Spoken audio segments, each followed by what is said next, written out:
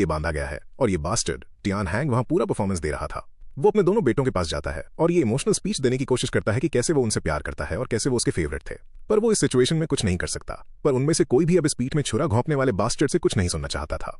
तो वो पब्लिक की तरफ मुड़ता है और वो पब्लिक एक्ट करता है कि कैसे उसके दोनों बेटों ने हमारे बॉय के खिलाफ पर्सनल ग्रजेस रखी थी और उसके पीठ पीछे रिवेंज लेने के लिए एक्ट किया और लगभग एक बड़ा डिजास्टर कॉज कर दिया था। वो कहता है कि कैसे मास्टर शेन लैंग न सिर्फ मिथिकल टर्टल काउंट के मैंशन के सन इन लॉ हैं बल्कि उसके क्लोज फ्रेंड भी हैं और उन्होंने उसके खिलाफ एक्ट किया और इस वजह से उसे उन्हें पनिश करना पड़ रहा है। उसने एक्ट किया कि अगर मैं उन्हें सिवियरली पनिश नहीं करूंगा तो मैं फैमिली डिसिप्लिन कैसे बनाए रखूंगा। फिर उसने अपने सर्वेंट को एक स्टिक देने का ऑर्डर दिया और वो बंदे एक थिक और हार्ड स्टिक लेकर बाहर आए। अगले ही पल टियान हैंग स्टिक उठाता है और उसे पूरी ताकत से टियान शिसान की टांगों पर मारता है, जिससे टियान शिसान की टांगें टूट जाती हैं।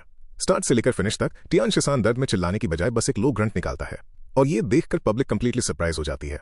टियान हैंग फिर टियान शियू की तरफ मुड़ता है। वो स्टिक उठाता है और रूथलेसली उसे टियान शियू की टांगों पर मारता है। फिर एक और फियर स्ट्राइक के साथ टियान शियू के हाथ भी ब्रूटली तोड़ दिए जाते हैं और ये बास्टर्ड टियान शिसान के कंपैरिजन में बहुत ज्यादा एक्सप्रेसिव था।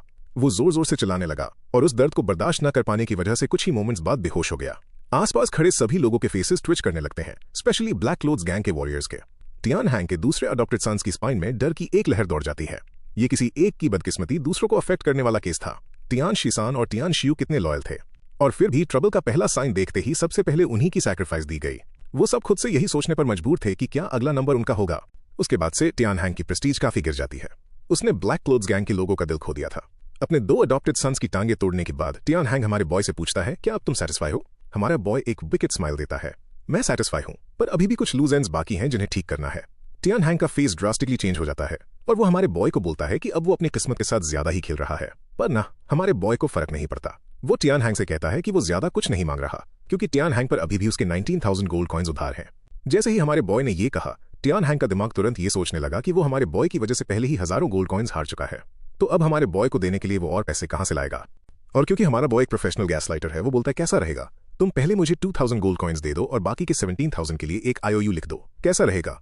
जैसे ही हमारे बॉय ने ये बोला, ये बास्टर्ड गुस्से से लाल हो रहा था क्योंकि 2,000 गोल्ड कॉइन्स पहले ही फॉर्चून कैसीनो के कैश फ्लो का आखिरी हिस्सा थे और हमारा बॉय उसे सोचने का टाइम नहीं दे रहा था। वो इमीडिएटली उसे थ्रेटन करता है, कहते हुए कि या तो मुझे पैसे दो वरना एक दिन उसकी टांगे अनइंटेंशनली वापस कैसीनो में आ सकती हैं। और वो टैंट्रम थ्रो करना शुरू कर देता है, कहते हुए कि कैसे काफी देर हो रही है और उसकी पत्नी घर पर पक्का एंग्शियस हो रही होगी और ठंडा होने के बाद खाना बिल्कुल टेस्ट नहीं लगेगा। ये वर्ड्स टियान हैंग की लास्ट नर्व को कंप्लीटली ब्रेक कर देते हैं। वो एक स्टिक उठाता है जिसे वो और बर्दाश्त नहीं कर पाता और उसे पूरी ताकत से हमारे बॉय की तरफ घुमाता है, उसके सिर को कुचलने के इरादे से। हाउएवर रियलिटी में ये सब एक बार फिर टियान हैंग की इमेजिनेशन ही थी। इस आदमी को थेरेपी की जरूरत है। फिर उसका एक अडॉप्टेड सन उसे एक नोट पकड़ाता है। टियान हैंग नोट का कंटेंट देखता है। शेन लैंग जो कह रहा है, मान लो उसे पैसे दे दो, काउंट की फैमिली स्ट्रिक्ट है, वो कैसीनो से जीते हुए डर्टी मनी को बर्दाश्त नहीं करेंगे, काउंट वक्त आने पर उसे खुद डील कर लेगा। टियान हैंग सेकंड फ्लोर की तरफ देखता है, समझते हुए कि ये झांग जी का ऑर्डर है। फ्यूरियस होकर टियान हैंग अपने हाथ की स्टिक तोड़ देता है। अपने दांत पीसते हुए वो हमारे बॉय की डिमांड मान लेता है और अपने अडॉप्टेड सन को गोल्ड कॉइन्स लाने का ऑर्डर देता है। कुछ ही देर बाद गोल्ड कॉइन्स के 2 बॉक्सेस और एक IOU हमारे बॉय के सामने रख दिए जाते हैं, पर सब जानते हैं कि इस IOU का चुकाया जाना अनलाइकली है। हमारा बॉय IOU लेता है, उस पर एक नजर डालता है और फिर गोल्ड कॉइन से भरे बॉक्सेस खोलता है। उसकी डैजलिंग गोल्डन लाइट आसपास के सभी लोगों को लगभग अंधा कर देती है। जब तक हमारा बॉय ये पैसे लेगा, वो अभी जितना ट्रायम्फेंट लगेगा, काउंट के मैंशन वापस जाने पर उसके लिए उतना ही बुरा होगा। ये काउंट के मैंशन की रेपुटेशन को इरिवर्सिबली डैमेज कर देगा। तो वो कैसीनो के इस पूरे मैटर को एक मॉरल इशू बना देता है, ये कहते हुए, जब से तुमने ये कैसीनो खोला है कितने लोग बर्बाद हुए हैं, उनकी फैमिलीज टूट चुकी हैं। और फिर इस ग्रीडी बास्टर्ड को वही करना पड़ता है जो शायद उसके लिए सबसे ज्यादा डिफिकल्ट था। वो पब्लिक की तरफ मुड़ता है और कंटिन्यूअस बोलने लगता है कि कैसे उसे पैसों की कोई परवाह नहीं है और वो इसको धूल से बढ़कर कुछ नहीं समझता, और कहता है कि वो कैसीनो पैसे जीतने नहीं आया था बल्कि सबके लिए इंसाफ देखने आया था। मेरे फादर इन लॉ काउंट ने हमेशा कहा है कि लोगों को अपने बच्चों की तरह प्यार करो।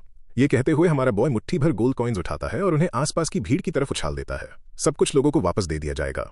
इमीडिएटली क्राउड बिल्कुल वाइल्ड हो जाती है और हमारे बॉय द्वारा फेंके गए गोल्ड कॉइन्स को लूटने के लिए टूट पड़ती है।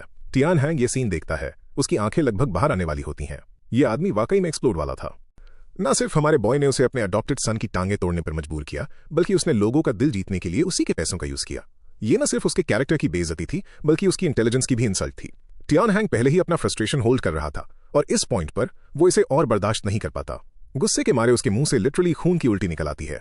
मीनवाइल कैसीनो के अंदर झांग जी ये सीन विटनेस कर रहा था और हमारे बॉय के टैक्टिक्स से थोड़ा सरप्राइज था, पर अगले ही पल उसके होठों पर एक मुस्कुराहट आती है और वो मेयर लू की तरफ मुड़कर कहता है, अब जबकि सिचुएशन इतनी क्योटिक हो चुकी है, तो क्या शेन लैंग के साथ अचानक कोई मिसफॉर्च्यून होना स्पेशली आसान नहीं है।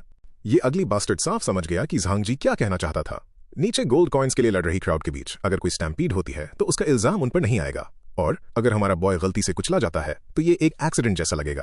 प्लस इस मिसहैप का ब्लेम उन्हें काउंट के मैंशन पर डालने को मिल जाएगा, क्योंकि ये स्टैम्पीड हमारे बॉय की वजह से ही हुई थी। मेयर लू कहता है कि अगर ये एक स्टैम्पीड है तो काफी लोगों का मरना नॉर्मल है, दर्जनों, यहां तक कि सैकड़ों। तब तक शेन लैंग और काउंट के मैंशन दोनों के लिए इस ब्लेम से बचना नामुमकिन हो जाएगा। जांग जी मेयर लू की रूथलेसनेस से शॉक्ड था, पर अपना गोल अचीव करने के लिए कुछ लोगों की मौत की क्या ही अहमियत थी। बाहर हजारों लोग अभी भी चीयर कर रहे थे, चिल्ला रहे थे, long live Shane Lang. However इस केओस के बीच झांग जी द्वारा भेजे गए लोग चुपचाप क्राउड में घुल मिल जाते हैं। जैसे ही वो हमारे बॉय के करीब पहुंचेंगे, उनका प्लान पहले उसके आसपास के 4 गार्ड्स को धक्का देकर हटाने का था, फिर हमारे बॉय को जमीन पर गिराकर एक मेजर डिस्टर्बेंस कॉज करना। हमारा बॉय इमीडिएटली उस डेंजर को सेंस कर लेता है। अपने कीन माइंड के साथ वो काफी फेसेस क्लियरली याद रख सकता है, और जिन पर वो फोकस करता है वो उसकी शादी में दिखे थे। ऑब्वियसली ये टियान हैंग के आदमी थे। हमारा बॉय उनकी इंटेंशंस को जल्दी से गेस कर लेता है, इसलिए वो जोर से तालियां बजाता है और चिल्लाता है, क्वाइट। हर कोई रुक जाता है। क्राउड इंस्टेंटली शांत हो जाती है जैसे ही वो उसकी तरफ देखते हैं। हमारा बॉय एक खाली बॉक्स होल्ड करते हुए अनाउंस करता है कि उसके सारे गोल्ड कॉइन्स बांट दिए गए हैं। हाउएवर झांग जी द्वारा भेजे गए वो कुछ लोग अभी भी गोल्ड कॉइन्स लूटने के लिए चिल्ला रहे थे, पर मेयर के प्लांट किए हुए उन बास्टर्ड्स ने चिल्लाया कि हमारा बॉय अभी भी कुछ और बांट सकता है। ये सुनकर हमारा बॉय बस मुस्कुराता है, और अगले ही पल हमारा बॉय वो आईओयू बाहर निकालता है और बोलता है, मुझे ये 17,000 गोल्ड कॉइन्स भी नहीं चाहिए। ये सब आपकी मेहनत की कमाई है, इसलिए मैं ये आईओयू मेयर को सौंप दूंगा ताकि मेयर आपके लिए ये उधार वापस ले और इसको पूरी तरह से मिथिकल टर्टल सिटी की पुअर फैमिलीज की मदद के लिए यूज किया जाए।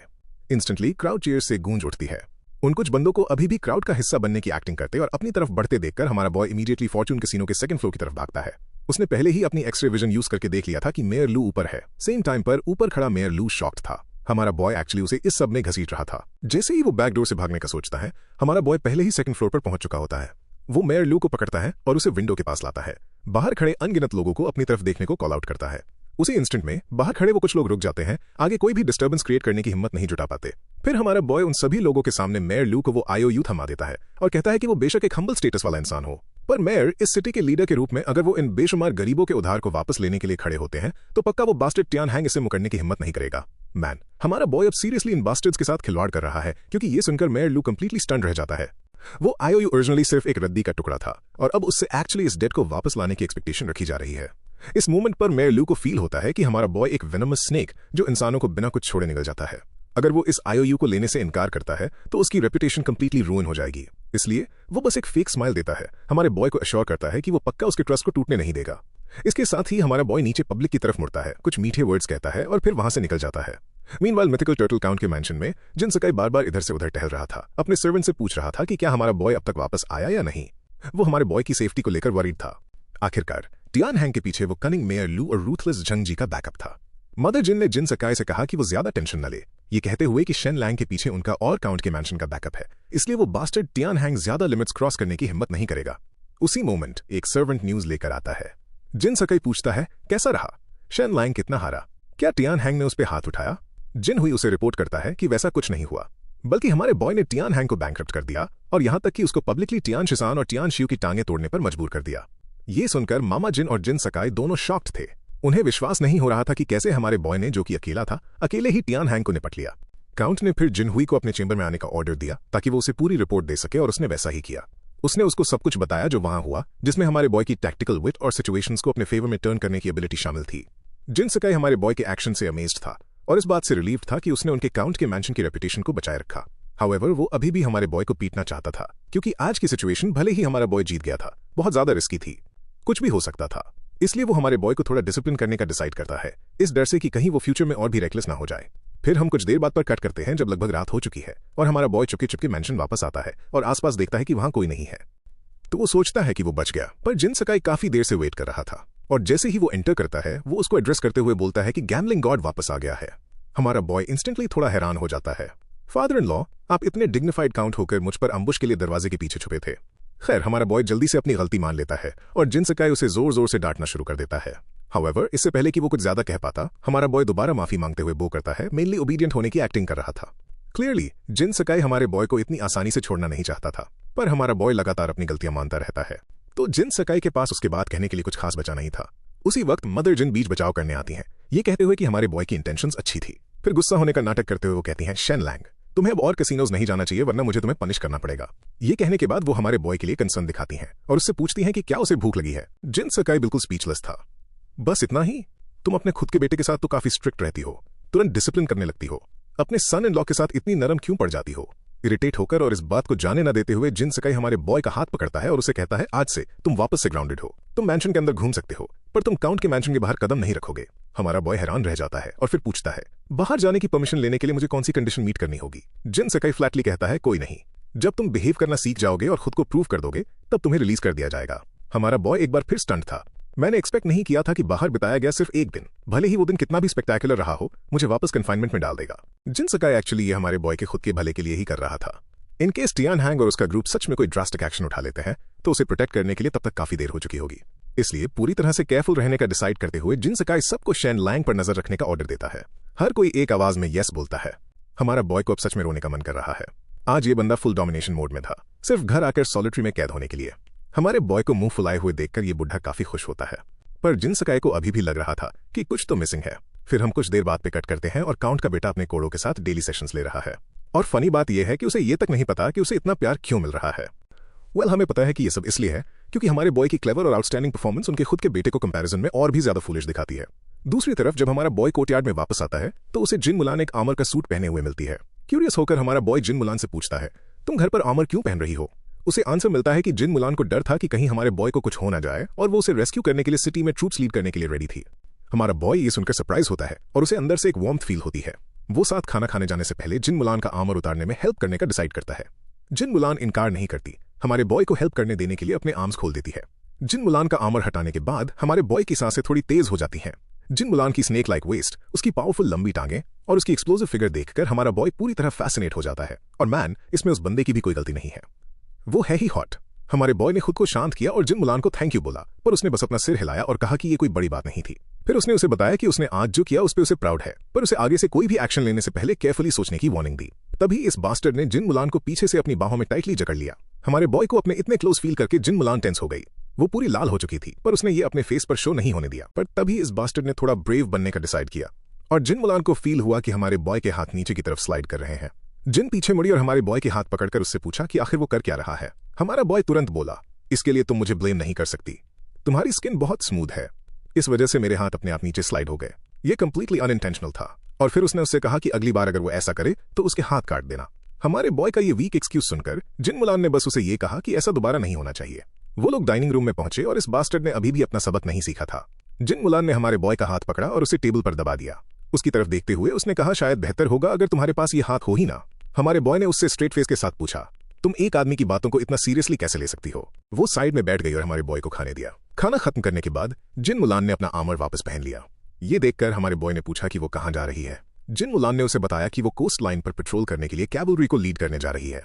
उसने अपना हाथ हिलाया, गुड बाय कहा और उसे घर पर रहने और कोई ट्रबल खड़ी न करने को कहा। मीनवाइल फैटी, जिसे अपनी लविंग मिक्स्ड डबल्स पनिशमेंट मिल चुकी थी, अब अरिथमेटिक के लेसन्स ले रहा था। हालांकि ग्रेट किंगडम के इंपीरियल एग्जामिनेशंस में अरिथमेटिक शामिल नहीं था, पर नोबल फैमिलीज इस पर बहुत इंपॉर्टेंस देती थी क्योंकि अरिथमेटिक काफी प्रैक्टिकल था और प्रैक्टिशनर की थिंकिंग को भी ट्रेन कर सकता था। ट्यूटर सू वेन हाउ था, जो मिथिकल टर्टल सिटी का सबसे फेमस अरिथमेटिक मास्टर था, जो काउंट के मैंशन में चीफ स्टीवर्ड के रूप में भी सर्व करता था और सारे फाइनेंशियल और मटेरियल अकाउंट्स को सेटल करने के लिए रिस्पॉन्सिबल था। इस मोमेंट पर फैटी काफी अनकंफर्टेबल था। उसके पेरेंट्स ने उसे बिना किसी एक्सप्लेनेशन के पीटा था। उसे इतने कोड़े पड़े थे कि वो सोचने लग गया था कि क्या वो सच में उनका बेटा है या बस एक स्ट्रेस रिलीजिंग डॉल। सू वेनहाउ ने बताया कि फैटी को पीटने का रीजन शेन लैंग था। फैटी सरप्राइज हो गया। सू वेनहाउ ने हमारे बॉय की प्रीवियस इमेज सामने रखी और फैटी को बताया कि क्योंकि वो अंडर परफॉर्मिंग था, इसलिए उसकी बहन जिन मुलान को उस यूजलेस आदमी से शादी करनी पड़ी। और आज की पिटाई इसलिए हुई क्योंकि शेन लैंग कैसीनो गया था और क्योंकि वो उस बास्टर्ड को पीट नहीं सकते, इसलिए उन्होंने अपना गुस्सा फैटी पर निकाल दिया। ये सुनकर फैटी का चेहरा उतर गया। उसी वक्त सू वेनहाउ ने पास खड़े एक सर्वेंट को सटल सिग्नल दिया। सर्वेंट ने फैटी को बताया कि आज उसने बिंग को चुपके रोते हुए देखा और जब उससे पूछा गया तो उसने रोने का रीजन नहीं बताया। उसने कहा कि इसका रिलेशन हमारे बॉय के साथ हो सकता है। इंप्लीकेशन ये था कि हमारे बॉय ने बिंग को हरास किया था। इस बात ने फैटी को आग बबूला कर दिया, जो बिंग को हमेशा अपनी बहन मानता था। वो हमारे बॉय को सबक सिखाने के लिए रेडी हो गया। फैटी के प्लान सुनकर बिंग भागते हुए हमारे बॉय के रूम में आई और उसे बताया कि फैटी उसे पीटने के लिए ढूंढ रहा है। हमारा बॉय ये सुनकर हैरान था। वहां खड़ा यही सोच रहा था कि क्या फैटी का दिमाग खराब हो गया है। बिंग ने सजेस्ट किया कि हमारे बॉय को बाहर जाकर छुप जाना चाहिए और वो जाकर मामा जिन को इन्फॉर्म करेगी। पर ना, हमारे बॉय ने बिंग का हाथ अपने हाथ में लिया और उसे फिक्र न करने को कहा क्योंकि उसके पास उस मोटे बास्टर्ड से निपटने का एक प्लान है। बिंग को उस पर विश्वास नहीं हुआ। उसने हमारे बॉय को धक्का देकर दूर करने की कोशिश की, इस डर से कि कहीं उसे सच में पिटाई न पड़ जाए। हाउएवर, हमारे बॉय ने बस बिंग को झटक दिया। इससे बिंग पिस्ड ऑफ हो गई और दरवाजे से बाहर चली गई। फिर भी उसने लेडी ऑफ द हाउस को इन्फॉर्म करने का डिसाइड किया। फिर हम कुछ देर बाद पे कट करते हैं। फैटी हमारे बॉय के दरवाजे पर पहुंचा और उसके साथ आए लोग चिल्ला रहे थे कि हमारा बॉय बाहर आए और अपनी पिटाई खाए, पर फैटी की इतनी लाउड कॉल्स के बावजूद उसे कोई रिस्पॉन्स नहीं मिला। अनोय होकर फैटी ने दरवाजा धक्का देकर खोला, सिर्फ ये देखने के लिए कि हमारा बॉय दीवार पर कुछ लिख रहा था। उसने पूछा कि वो क्या कर रहा है, तो हमारे बॉय ने उसको बताया कि वो कुछ नाम लिख रहा है। फैटी ने फिर पूछा, ये नाम किस लिए है, जिसका हमारे बॉय ने रिप्लाई दिया कि ये उसके दुश्मनों के नाम है, और उसने ऐड किया कि उसे डर था कि कहीं वो उन्हें भूल ना जाए, इसलिए वो दीवार पर उनके नाम लिख रहा था ताकि उसे अपना रिवेंज याद रहे। उसने तियान शिसान और तियान शियू के नामों पर एक बड़ा सा क्रॉस ड्रॉ किया। ये देखकर फैटी ने पूछा कि इसका क्या मतलब है। जैसे ही हमारा बॉय सीढ़ियों से नीचे आया, उसने एक्सप्लेन किया कि वो इन दोनों को पहले ही निपट चुका है, और क्योंकि ये सारी ड्रामेटिक्स काफी नहीं थी, उसने उसे कहा कि वो कभी नहीं भूलेगा कि इन बास्टर्ड्स ने उसके साथ क्या किया था। वो हर सुबह और हर रात सोने से पहले 3 बार इन नामों का जाप करता था। तो अब फैटी सोच रहा था कि आखिर इन बेचारे बास्टर्ड्स ने हमारे बॉय का क्या बिगाड़ा था। शेन लैंग ने उसे बताया कि तियान शिसान ने एक बार उसे धमकाया था, इसलिए उसने तियान हैंग से उसकी टांगें तोड़वा दी। रही बात तियान शियू की, तो उसे दुश्मनी और भी डीप थी। उसने न सिर्फ उसे धमकाया था, बल्कि उसने उसके सिर पर उंगली भी पॉइंट की थी। इस लाइफ में उसे इस बात से ज्यादा नफरत किसी और चीज से नहीं थी कि कोई उसके सिर पर उंगली पॉइंट करे, इसलिए उसके दोनों हाथ और टांगें तोड़ दी गईं। एक सेकंड के लिए फैटी शॉक्ड था, सोच रहा था क्या ये बास्टर्ड सच बोल रहा है, सिर्फ इतनी सी बात के लिए कौन ऐसी दुश्मनी रखता है। ये सब सुनकर फैटी को रियलाइज हो चुका था कि अगर उसने हमारे बॉय को हिट किया तो क्या वो उसे टुकड़ों में नहीं फाड़ देगा। फिर हमारे बॉय का एक्सप्रेशन सडनली चेंज हुआ और उसने फैटी से पूछा कि वो यहाँ क्यों आया था। अब ये बास्टर्ड डायरेक्टली तो नहीं कह सकता कि वो यहाँ हमारे बॉय को बुली करने आया है, तो उसने बस ये कहकर बात टाल दी, ओ कुछ खास नहीं, मैं बस यहाँ से गुजर रहा था। हमारे बॉय ने फिर उससे पूछा कि क्या उसने सुना है कि फैटी यहाँ उसे पीटने आया था। Fatty immediately damage control mode में चला गया, पूछते हुए कि ऐसा किसने कहा, काउंट के मैंशन के सन इन लॉ को मारने की हिम्मत किसकी है। फिर ये बास्टर्ड अपनी जान बचाकर भागने ही वाला था, पर नहा, जैसे ही फैटी बाहर भागा, वो अपने सबसे बड़े डर अपनी मां से टकरा गया। मदर जिन ने फैटी को कान से पकड़ा और पूछा कि क्या उसने जो सुना वो सच था कि फैटी यहाँ हमारे बॉय को बुली करने आया था, और उन्होंने तुरंत कोड़ा निकाल लिया। इस मोमेंट पर हमारा बॉय बाहर आया और फैटी को प्रोटेक्ट करते हुए बोला कि फैटी यहाँ बस उससे थोड़ी बातचीत करने आया था और कुछ नहीं। ये देखकर मदर जिन ने अपना हाथ घुमाया और फैटी के सिर के पीछे एक थप्पड़ मारा, ये कहते हुए कि कैसे हमारा बॉय अभी भी उसे प्रोटेक्ट करने की कोशिश कर रहा था। फिर हमारे बॉय की तरफ मुड़ते हुए उन्होंने कहा, तुम्हें मेरे इस बेवकूफ बेटे के लिए माफी मांगने की जरूरत नहीं है।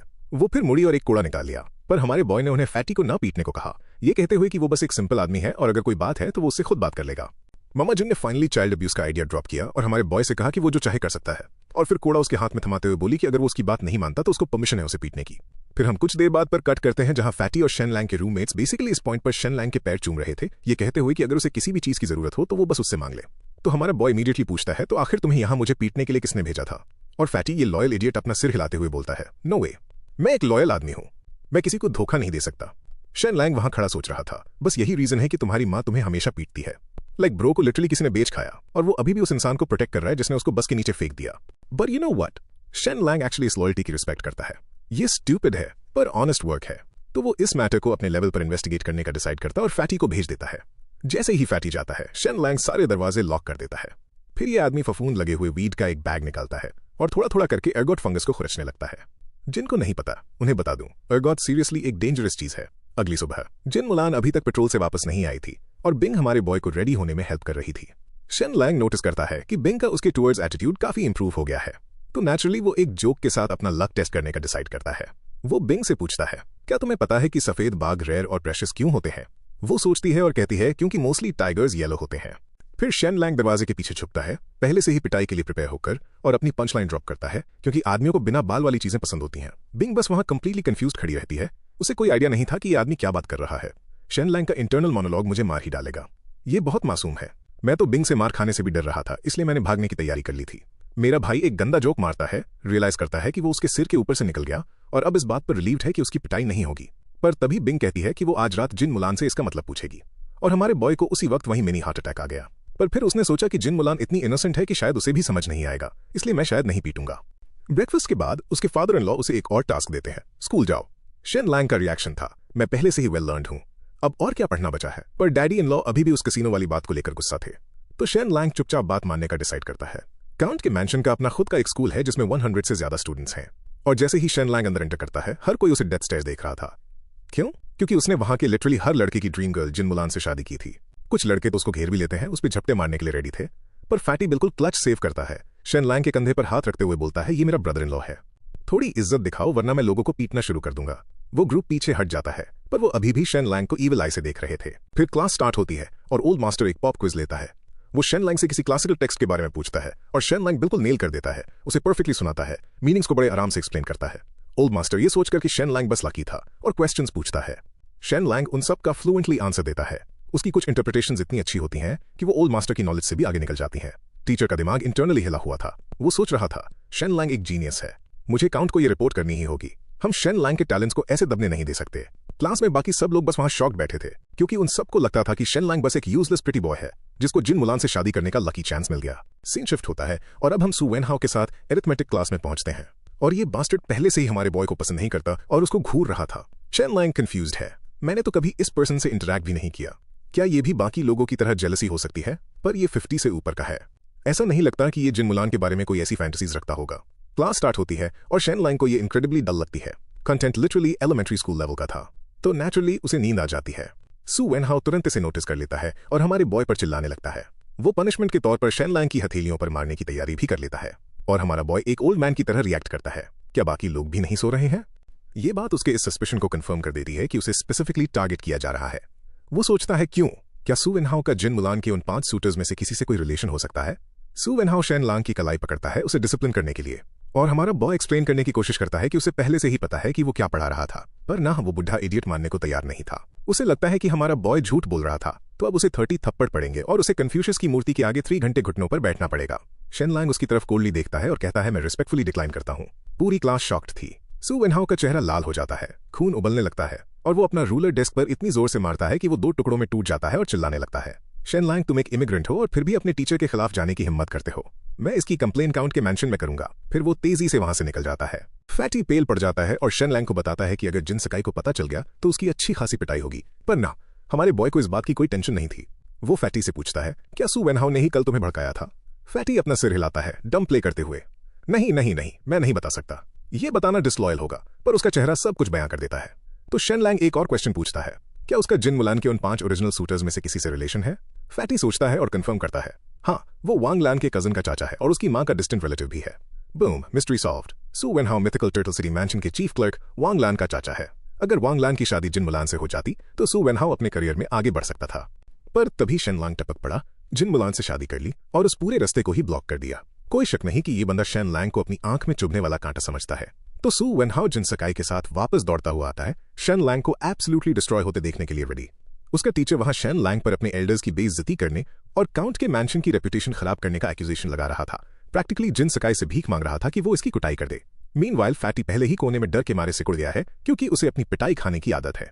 पर शेन लैंग ना, हमारा बॉय बिल्कुल भी डरा हुआ नहीं है। शेन लैंग अपने फादर इन लॉ की तरफ देखता है और शांति से कहता है कि वो टीचर्स की रिस्पेक्ट करता है। पर सू वेनहाउ जो कंटेंट पढ़ा रहा था वो बेसिक एलिमेंट्री स्टफ था जिसे वो पहले ही मास्टर कर चुका है। वो इस बारे में झूठ नहीं बोल रहा था कि उसे ये पहले से आता है। सू वेनहाउ अपना आपा खो बैठता है। जो सेगमेंट मैंने पढ़ाया वो सिंपल था। एक ऐसा इंसान जिसने स्कूल में 10 साल बिताए और मुश्किल से कुछ कैरेक्टर्स ही पहचानता है, वो क्लेम कर रहा है कि उसने सब कुछ सीख लिया है। ये बिल्कुल रिडिकुलस और लाफेबल है। फिर ये कॉन्फिडेंट बास्टर्ड एक चैलेंज फेंकता है, मैं तुम्हें 10 प्रॉब्लम्स दूंगा, तुम्हें सिर्फ 3 सॉल्व करनी है। अगर तुम नहीं कर पाए तो तुम्हें 30 स्ट्रोक्स पड़ेंगे। क्या तुम में हिम्मत है? सू वेनहाउ वहां बड़ा अकड़ के बैठा था। पहले से ही इमेजिन कर रहा था कि शेन लैंग की खून निकलने तक पिटाई होगी। आखिरकार बाकी स्कूल्स में अरिथमेटिक नहीं पढ़ाया जाता, तो इस प्रिटी बॉय को इसके आने का कोई चांस ही नहीं था, राइट? शेन लैंग एक्सेप्ट करता है। फिर उससे बोलता है, क्या होगा अगर मैं सारी 10 क्वेश्चन सॉल्व कर दूं? सू वेनहाउ सीधा हंसने लगता है, इम्पॉसिबल। अगर तुम इन सब का आंसर देने में कामयाब हो गए तो मैं पब्लिकली तुमसे माफी मांगूंगा। शेन लैंग तुरंत अपने फादर इन लॉ से इसका विटनेस बनने को कहता है। सू वेनहाउ क्वेश्चंस प्रिपेयर करना शुरू करता है और आप बता सकते हो कि वो सबसे डिफिकल्ट इम्पॉसिबल प्रॉब्लम्स ढूंढने की कोशिश कर रहा है। उसका प्लान ये मेक श्योर करने का था कि शेन लैंग उनमें से किसी को भी सॉल्व ना कर पाए, ताकि उसके पास उसे आधा मरने तक पीटने का एक्सक्यूज हो। फिर हम 1 घंटे बाद पर कट करते हैं। सू वेनहाउ इम्पॉसिबल क्वेश्चंस बनाने में अपना पूरा दिमाग थका चुका था, उन्हें शेन लैंग के सामने प्रेजेंट करता है। उसके पास आंसर देने के लिए 1 घंटा है। शेन लैंग पेपर पर एक नजर डालता है और उसके होठों पर एक मुस्कुराहट आ जाती है। बस इतना ही ब्रो। इस आदमी के पास अपनी पिछली लाइफ से मास्टर्स डिग्री थी। उसके लिए ये क्वेश्चंस किसी मुर्गी को मारने के लिए तलवार यूज करने जैसे हैं। Complete overkill. पहला क्वेश्चन, 100 लोग चावल के कितने दाने होल्ड कर सकते हैं? शेन लैंग सोच रहा था, क्या ये प्राइमरी स्कूल का क्वेश्चन नहीं है? तुरंत उसे सॉल्व कर देता है। दूसरा क्वेश्चन इक्वेशंस यूज करता है, वो भी उसके लिए काफी सिंपल है। तीसरा क्वेश्चन पोएट्री के रूप में डिस्गाइज्ड है, पर वो बस एक मैथ प्रॉब्लम है, वे टू इजी। चौथा, पांचवा और छठा, इनमें से कोई भी रिमोटली चैलेंजिंग नहीं है। वो उनको ऐसे सॉल्व कर रहा था जैसे कोई किंडरगार्टन का टेस्ट दे रहा हो। फिर वो आखिरी क्वेश्चन पर आता है और रुकता है। अब ये इंटरेस्टिंग है, ये एक्चुअली उसकी पिछली लाइफ की एक वर्ल्ड क्लास मैथ प्रॉब्लम है। एक रेगुलर पर्सन डेफिनेटली इसे सॉल्व नहीं कर सकता था। क्वेश्चन पूछता है, अगर तुम पर रो में 4 ट्रीज प्लांट करो तो कितनी रोज बन सकती हैं? और ज्यादातर लोग मुश्किल से 14 से 16 रोज ही फिगर आउट कर पाते हैं। पर शेन लैंग ये एब्सोल्यूट लेजेंड 23 रोज तक ड्रॉ कर सकता है, जिसे प्रोबेबली सू वेनहाउ का दिमाग ही फट जाएगा। शेन लैंग जल्दी से अपने सारे आंसर्स लिख देता है। एक सिंगल क्वेश्चन भी उसको अटका नहीं पाता। मीनवाइल बाकी सबके पसीने छूट रहे थे। सू वेनहाउ शेन लैंग को पनिश होते देखने का वेट कर रहा था। जिन सिकाई वरीड था कि कहीं शेन लैंग बस नॉनसेंस तो नहीं लिख रहा जिससे बाद में उसको डिफेंड करना इम्पॉसिबल हो जाएगा। वो एक सर्वेंट को मदर जिन को बुलाने को भी भेज देता है जस्ट इन केस अगर सिचुएशन खराब हो जाए। एग्जाम 1 घंटे तक चलना था पर 10 मिनट भी नहीं गुजर पाते कि शेन लैंग अपना